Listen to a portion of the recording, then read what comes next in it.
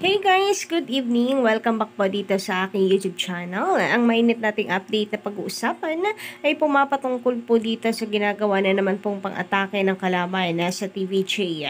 Kasi alam naman po natin lahat talaga kung gaano po nararamdaman ng mga tao ang lakas ng laban po ng TVJ. And syempre itong tape, gagawa po yan ng sarili nilang strategy para baliin yon. Kasi malaki din pong epekto kapag ang mga tao ay nagsalita.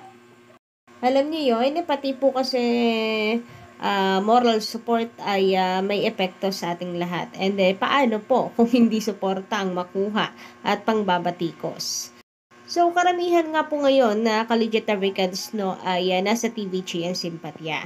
Naamoy ng marami na malakas po ang laban ng TVG, lalo na't marami daw pong nakikita ang netizen dito sa naging press con ng Tape Inc. na kung saan ay marami pong nagdi-disagree dito. Kasi papaanong hindi si Joey De Leon ang dapat magmay-ari ng titulo kung aminado sila na ito ang gumawa? Papaanong hindi nila maaaring gamitan ng titulong Itbulaga kung aprobado si Joey De Leon para po sa Class 41 which is for entertainment. And papaano din daw po nananatiling nasa kanila ang trademark kung ibinalitang kinansela ito ng IPO. Para saan pa daw yung pagkakansela na yon kung hindi rin naman pala magiging effective ka-Ochi. So, kasi ang sabi ay hindi pa talaga yung final. Kumbaga ay tuluyan pa itong mawawala kapag naipanalo sa Supreme Court. Pag nanalo ang TVJ. Kung hindi umapila ang Tape Inc. yun, talagang 101% na kansilado po ang Tape Inc. Pero umapila po sila umapila ang Tape Inc. Hindi basta-basta natatanggapin ang desisyon ng IPO. Kaya nga hanggat meron po silang nakikitang pag-asa, ilalaban po nila ito. Kasi sinampol nga raw po nitong si Attorney Maggie, yung isa pong issue sa isang Sigma restaurant po ata ito na kung saan nanalo po yung company. Hindi po yung gumawa nung pangalan, kundi yung company po ang nanalo. Syempre, hindi naman po natin alam kung anong background doon. Kaya hindi rin po natin kayang sabihin na ganito kasi nangyari doon. So, kumbaga binibigay lang po itong example na maaaring ganun din na mangyari na maging baliktad ang desisyon ng Korte Suprema sa desisyon ng IPO. Kaya patuloy silang nag-aapila. May nakita silang example Kaya malakas din po ang loob nila na ito ay pagpatuloy hanggang sa Korte Suprema.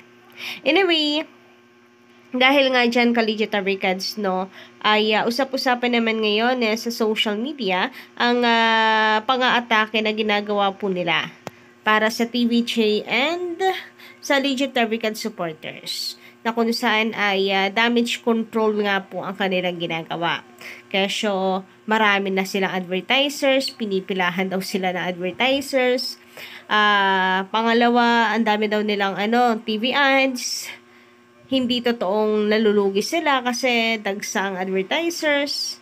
So, sa ratings, naglalabas po sila ng Kantar na kung saan, kapag kabuong Pilipinas naman daw, ang i-rate Collegiate Americans is that panalo ang kanila daw pong programa sapagkat yan, 2-digit ang inaabot na kanilang rating sa Kantar. So, rural and urban daw po yun. Pero, nutan po yung ginagamit natin, and ang Kantar, di nga po natin alam kung paano nila nakukuha yan. Kasi wala po ako nakikitang post ng Kantar sa kanila lang po yung mga nakikita kong post. But anyway, ang Kantar nga po ay kasabay na pong nawala yan ng ABS-CBN. ABS-CBN po kasi nakasubscribe dito noon So, yun. Damage control po ang kanilang ginagawa. Of course, pambabaliktad din na sinabi po natin, respeto naman na Tape Inc. And then, binalik po nila sa atin sa TVJ na kung respeto ang pag-uusapan TVJ daw dapat ang rumispeto dahil nakaapila pa sila. Huwag daw gamitin ang titulo dahil nakaapila pa ang Tape Inc.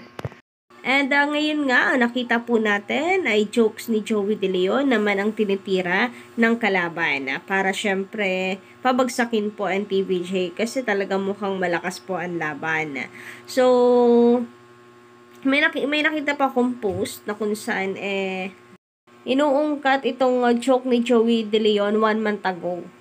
'Di ba, Kaoji? Alam niyo naman po siguro kung ano yung joke na yun na 1 month ago. So, inuungkat po yun ngayon and sabi, basta na nga lang daw po makapagbitaw ng joke. Kaya mas maigi pa din daw po ang bulaga na nasa GMA7. Sabi po dito, kung ano na lang maisip na joke haha. Sa GMA network pa rin ang Itbulaga. O diba, si JDL po ngayon ang pinag-iinitan po nila. Ang lakas kasi ng laban ni JDL sa trademark na Itbulaga. Kaya ganoon siguro ang kanila pong ginagawang pag-atake ngayon. Sirain po ang image ng TVJ upang sa gayon ang suporta ay mapunta po sa kanila. But sorry na lamang po dahil ang mga legit na records ay nananatili po na legit and sa original magsosuporta. So, parang ang labo lamang din po ng kanilang strategy ngayon. Ang gulo guys, ang gulo. Itong TVJ, mababasa pa ninyo kung ano yung kanilang strategy since kapag may legit na balita, nagsasalita rin naman po itong si Attorney Buko. Pati po ang TVJ10. Pero itong kabila, kung ano-ano na lamang po ang ating nababalitaan. Kung ano-ano din ang kanilang mga ginagawa at sinasabi, Kaoji, pati na rin po ang kanilang attorney. Kaya't hindi po mabasa ano ba talaga ang kanilang pinaka pinupunto. Hindi mabasa yung kanila pong strategy. And siguro, yun na mismo yun. Pwede rin, yun na mismo yung kanilang strategy, ang lituhin ang mga fans at ultimo po itong si Attorney Buko. Para hindi mabasa ko ano po yung mga susunod nilang hakbang. Samantala, sabi naman ni Sir Eddie Bukayo, may sinabi po si Batang Manila to each.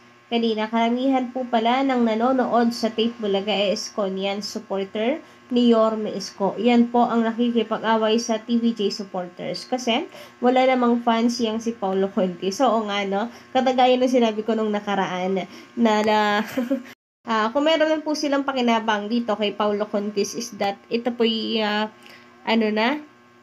manhid na po sa pangbabatikos ng mga tao. Kasi bago pa man po siya pumasok dyan sa Tape Inc. ay talaga naman pong binabato po yan ng intriga at pangbabatikos.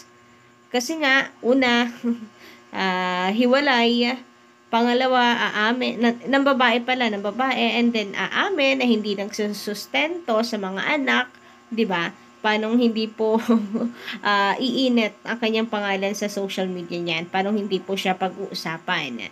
Kaya talagang wala rin siyang nahakot ditong viewers kasi wala naman po siyang solid na fan base. About kay Yorme ay pati po mga vloggers nila karamihan ay po talaga Esconians. So, kung meron man po nagdadala ng show dito ay si Yorme at saka ang Kambala. Kasi yung Kambal nakikita ko po sa Twitter na sila yung inaabangan dito sa Itbulaga. Samantala, sabi naman dito ni Jojo Meres, magandang gabi. Ang trademark nila, tape, ay goods and services pero wala silang binebentahang jacket or t-shirt ngayon. TVJ filed Class 41 para magamit nila ito for entertainment, meaning TVJ uses Itbulaga as title and show. Kaya nga wala po tayo nakikita na nagtitinda po sila sa Gedli para sa kanila pong jacket, t-shirt, mug. Kasi yun naman ang registration nila, 'di ba, for merchandise. So magtinda na lamang po sila. Ayun po yan sa komento ng napakaraming mga Pilipino. Samantala, sabi dito ni Sir Rodolfo Manuel, Tape Inc., marami kayong natulungan. Kayo ang nagpasikat kay Main, TVJ at mga Larricads. Marami kayong natulungan na mula pa noon nagka-bahay-bahay na bigla ng pera kapag aral. Marami pang mga halos host na may-ari ng tape. Marami kayong matutulungan ng mga Pilipino. Samantala, sabi naman ni Donna Alvin Rono, ay Dino pala, Dino Alvin Rono. Saan galing yung Donna? Malapit na rin talagang makulong yung mga yan. Sabi naman na TV, kukuha na lang ng kakampi sa bobo pa. Random pa talaga, isang engot-engot sa FB. So, ayun na nga. Si Dinami Rame nang hihinga ng kakampi ay kagaya pa raw nga po nitong si Rendon Labrador. Isang hindi raw po mapagkakatiwalaan at puro chismis lang daw po ang alam. So, buti nga daw po at natanggal ang kanyang social media accounts. Kahit pa paano, eto mahimik siya. Pero ngayon, ay muli pong tumatalak nga po kasi sa TVJ. Kaya sabi niya dito, kukuha na lamang daw ang taping ng kakampi ay kay Rendon pa. Sabi naman ni Rally Secavida, maliit nga studio, sobrang laki naman ang tiwala ng mga tao. Totoo po yan. And doon palang period na. Malaki ang tiwala ng mga tao at respeto. Fake bulagta, malaki ang studio, malaki rin ang galit ng mga tao. Grabe nga naman yun, nilahat ba naman? Charis. Anyway, kayo ba guys, ano pong inyong masisay patungkol dito? Pa-comment ka lang po sa baba. And don't forget to click the subscribe button and notification bell for more updates.